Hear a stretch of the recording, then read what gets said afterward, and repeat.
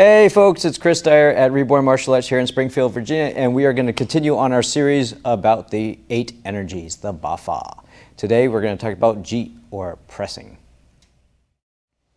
Okay, so as we talked about in the previous videos, when we do the Bafa, there's a textbook version of doing the technique. In our form that we do our press, we again root ourselves, we gather our energy from the center, and then we use our whole force to press outward. Again, I'm centering myself and I'm rooting. I'm actually bracing my arm, so I have this strong structure, and I'm using my legs, my root, my core, my hip rotation, and then finally my arms to press out on a person.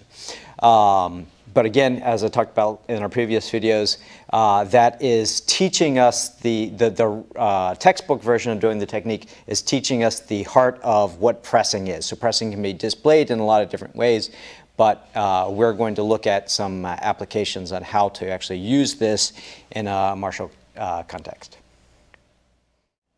Okay, so let's look at some of the applications of pressing. Again, going back to the textbook version of this, I'm going to center myself, and then I'm using, again, I want to root myself, step my legs out, drive with my legs, rotate the hips through the core, and then express my energy or the power from my legs out through my arms. I make contact with my person.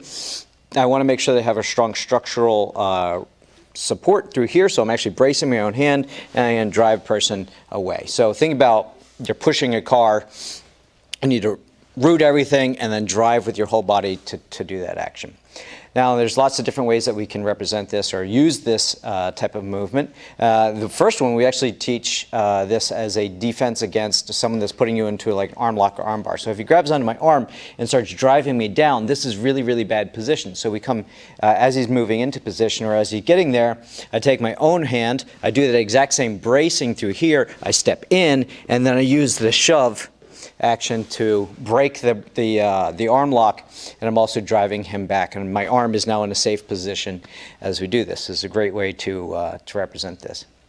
And then it's also, if a person's closing in on you and you need space for, if the person's attacking you and you're standing near a curb, obviously backing up is bad. Sometimes you just need to create space, and so that's what we're doing. So if we're here, we're wrestling or whatever, I can just brace myself, root myself, and then shove them back. So that's kind of the nature of this thing. It doesn't look as pretty, it's kind of ugly in that case, but it's just creating the space. Again, if I can't do this, if I'm here, I am less than a 90-degree bend in my arm, my structure's bent back, he starts moving forward, I'm going to collapse. So we need to learn how to use our energy, use the root, use the core, use the rotation, so that we're in a really strong position. Mike is, a little bit heavier than I am. If he really tries to push against me, push, push, push, push, push, push, push, all right, I'm going back. So I want to make sure that I'm rooted, I'm here, push, and then we can give him a nice shove, okay?